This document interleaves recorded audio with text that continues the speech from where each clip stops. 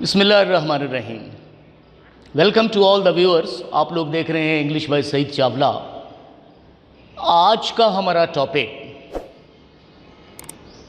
English sentence में जो word backbone की हैसियत रखता है उससे मुताल्लिक है। और वो लफ्ज़ कौन सा है? वो है वर्ब।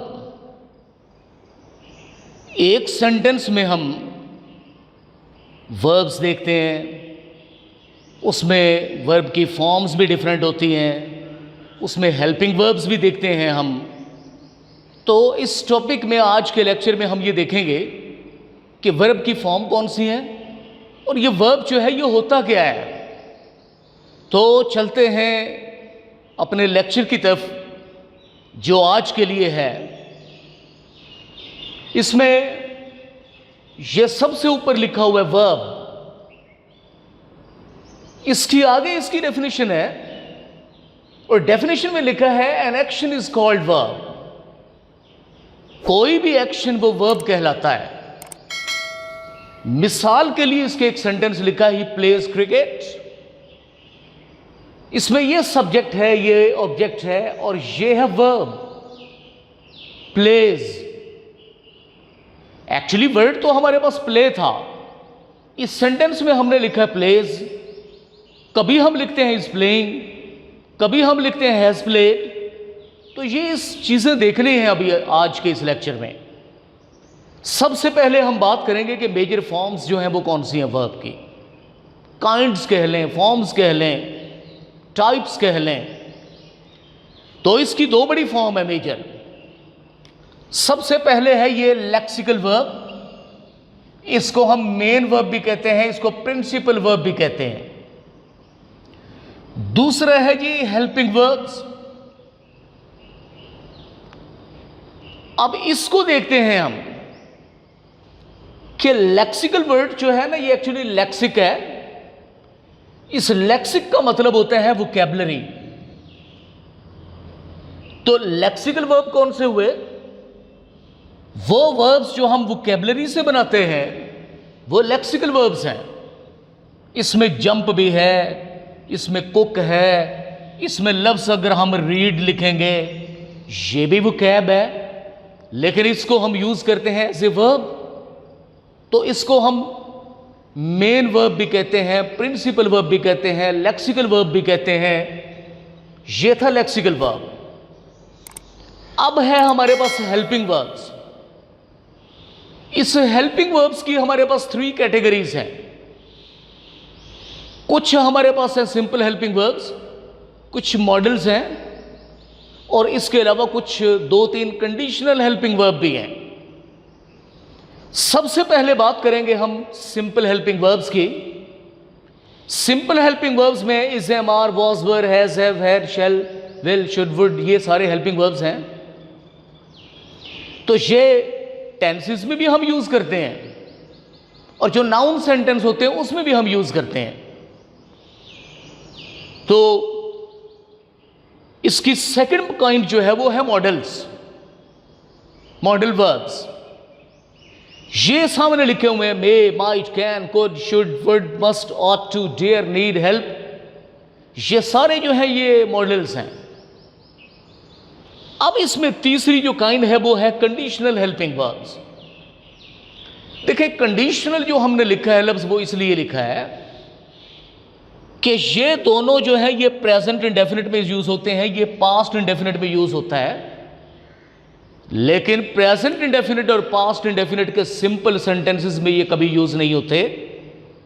ये हमेशा उन टेंसेस में कंडीशन के तौर पर इस्तेमाल होते हैं। और वो कंडीशन क्या है कि इन दोनों को हम यूज करते हैं प्रेजेंट इंडेफिनिट में अगर उसका नेगेटिव या इंटेरोगेटिव बनाना हो।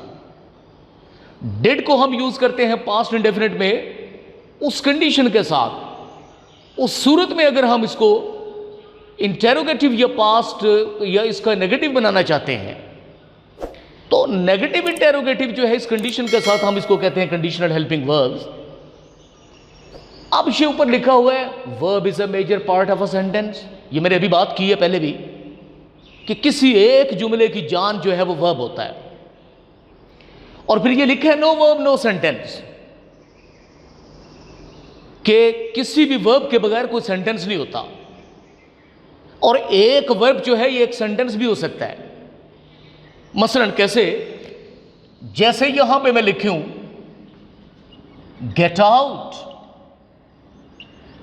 गेट लॉस्ट, ये वर्ब है।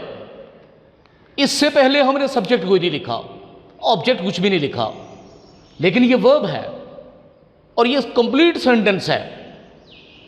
तो वर्ब के बगैर कोई सेंटेंस कंप्लीट नहीं होता, ये लाजमी पार्ट है जुमले का। अब हम देखते हैं फॉर्म्स क्या है, लेक्सिकल वर्ब्स की फॉर्म्स क्या है। लेक्सिकल वर्ब का पहले यहां पे जिक्र किया, जो वोकैब से हम बनाते हैं, वोकैबुलरी से जो बनाते हैं। अब ये इसकी फॉर्म है। फर्ज किया हमारे पास लफ्ज़ है गो, तो इस गो लफ्ज़ जो है इसको कितनी फॉर्म्स में हम लिख सकते हैं। ये गो लिखा हुआ है, गोस है, देन वेंट है, देन गॉन है, देन गोइंग है, देन टू गो है। तो गो और गोस जो है ये शो करते हैं प्रेजेंट को, वेंट जो है ये पास्ट को शो कर रहा है, सेकंड फॉर्म है। इसकी थर्ड फॉर्म होगी गो की गॉन, ये परफेक्ट को शो करता है टेंसेस में। गोइंग जो है ये आईएनजी की फॉर्म है, फोर्थ फॉर्म है, पार्टिसिपल है, ये कॉन्टिन्यूस को शो करता है। और टू गो ये इन्फिनिटिव है। अब इसमें देखें, गो जो है ये भी वर्ब की पहली फॉर्म है, टू गो भी पहली फॉर्म है। दोनों में डिफरेंस क्या हुआ, गो जो है ये बेयर इन्फिनिटिव है, यानी वर्ब की फर्स्ट फॉर्म विदाउट टू, और टू गो जो है ये वर्ब की फर्स्ट फॉर्म है विद टू। इसको हम कहते हैं इन्फिनिटिव, या इसको हम इन्फिनिट वर्ब भी कहते हैं। तो ये इन दोनों में डिफरेंस था। तो अभी नेक्स्ट जो है वो हम शुरू करेंगे, जब टेंसेस शुरू करेंगे उसमें आप लोगों को सेंटेंसेस के बारे में भी बताएंगे कि सेंटेंस जो है वो कौन कौन से होते हैं, और फिर उनमें वर्ब जो है वो किस तरह से यूज़ होता है। ये काफ़ी मतलब इसमें बहुत कुछ है बच्चों को बताने के लिए, जो उनके लिए ज़रूरत भी है। तो आप लोगों ने ये देखा इंग्लिश बाय सईद चावला, इस चैनल को इंग्लिश बाय सईद चावला को सब्सक्राइब करें, शेयर करें, लाइक करें, और इसके अलावा ये कि इसमें बेल आइकॉन को पुश करें ताकि हर ग्रामर की नई वीडियो आप तक फौरी तौर पर पहुंचे। और इसके अलावा जो बात है वो ये है कि आप अच्छे कमेंट्स हमें दें।